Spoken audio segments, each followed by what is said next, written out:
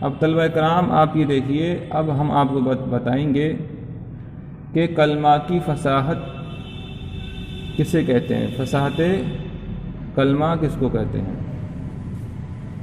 تو دیکھیے، فصاحت کلمہ جو ہوتا ہے وہ تنافر حروف، مخالفتی قیاس اور غرابت سے محفوظ ہونا ہے۔ فصاحت تنافر حروف سے، مخالفتی قیاس سے اور غرابت سے محفوظ ہونا ہے، ٹھیک ہے۔ تنافر حروف کلمہ کی ایک ایسی صفت ہے جو کلمہ کو زبان پر ثقیل بنا دے۔ کلمہ میں تنافر حروف ہو گئی تب کلمہ فصیح نہیں ہوگا، غرابت آ گئی تب کلمہ فصیح نہیں ہوگا، اور مخالفت قیاس آ گئی تب بھی کلمہ فصیح نہیں ہوگا۔ تو آپ دیکھیے طلبہ کرام، تنافر حروف کلمہ کی ایک ایسی صفت ہے جو کلمہ کو زبان پر ثقیل بنا دے۔ تنافر حروف کلمہ کی ایک ایسی صفت ہے جو کلمہ کو زبان پر ثقیل بنا دے اور اس کی ادائیگی دشوار کر دے۔ زبان پر وہ کلمہ ثقیل آ رہا ہے تو اس میں تنافر ہو جائے گا، جیسے کہ زش ہے، ضاد شین زبر زش، کیا معنی آتا ہے؟ کھردری جگہ۔ ہا خا، یہ بھی زبان پر دشوار ہے۔ اونٹوں کو چارہ گاہ جس سے وہ چڑھتے ہیں، انقا بمعنی صاف اور شیریں پانی، مستشزد بمعنی بٹا ہوا۔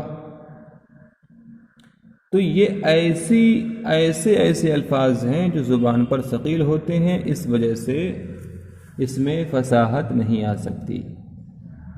اس میں فصاحت کلمہ فصاحت سے خالی ہو گیا، اس میں زبان پر ثقالت آ گئی، اور جو بھی کلمہ زبان پر ثقیل ہو اس میں تنافر حروف ہوتا ہے، تو اب وہ کلمہ فصیح نہیں ہو سکتا۔ اور کلمہ مخالفت قیاس سے مطلب قانون صرفی پر پورا نہ اترتا ہو، کوئی صرفی قاعدہ اس میں فٹ نہ بیٹھتا ہو۔ جیسے کہ ہم آپ کو بتاتے ہیں، متنبی کا شعر ہے ایک، اس میں بوق کی جمع بوقات آ گئی، بوق کی جمع، اور آپ سب جانتے ہیں بوق کی جمع بوقات نہیں آتی بلکہ بوق کی جمع ابواق آتی ہے، جمع قلت ابواق آتی ہے۔ فَإِن يَكُوا بَعْضَ النَّاسِ سَيْفًا لِلدَّوْلَةِ فَفِي النَّاسِ بَوْقَاتٍ لَهَا وَتَبُولٍ۔ تو بوقات لہا فَإِن يَكُوا بَعْضَ النَّاسِ، اگر کوئی شخص کسی حکومت کے لیے تلوار کے درجے میں ہے، فَإِن يَكُوا بَعْضَ النَّاسِ سَيْفًا لِلدَّوْلَةِ، اور اگر کوئی شخص کسی حکومت کے لیے تلوار کے درجے میں ہے تو بعض لوگ اس کے لیے بغل اور ڈھول کے درجے میں ہیں۔ فَفِي النَّاسِ بَوْقَاتٍ لَهَا وَتَبُولٍ، تو بعض لوگ اس کے لیے بغل اور ڈھول کے درجے میں ہیں، اس لیے کہ صرفی قاعدے کے اعتبار سے اس کی جمع قلت ابواق آتی ہے۔ اور جس طرح لفظ ایک شے تو یہ ہو گیا کہ یہاں پر جمع آنا چاہیے ابواق، لیکن یہاں پر آ رہی ہے بوقات۔ لیکن آپ ایک شے ہم آپ کو اور بتاتے ہیں، اس میں ان بنی للعامی زہرہ مالی فی صدورہم من موددہ، بے شک میرے بیٹے کمینے ہیں، بخیل ہیں، ان کے دلوں میں میرے لیے کوئی محبت نہیں۔ موددہ کسے کہتے ہیں؟ محبت کو۔ تو پہلی بات یہ ہے، شعر میں یہ سمجھانا چاہتے ہیں کہ میرے بیٹے کمینے ہیں، بخیل ہیں۔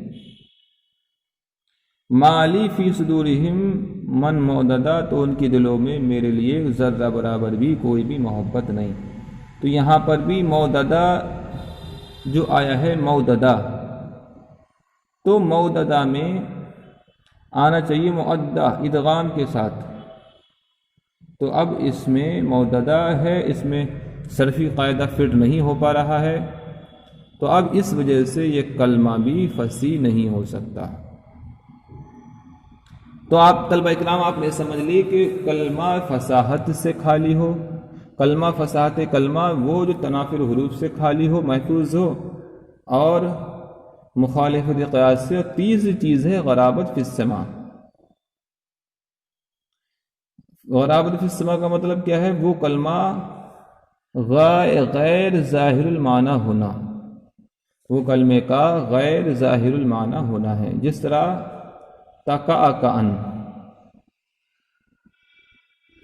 تکأکأن یہ یعنی وہ چیز جمع ہو گئی، اور افرن قاع یعنی لوٹ گیا، اطلقما یعنی دشوار شدید ہو گیا۔ تو اب دیکھیے اگر کوئی کلمہ ظاہر المعنی کے علاوہ ہے، اس کا معنی ظاہر نہیں ہے،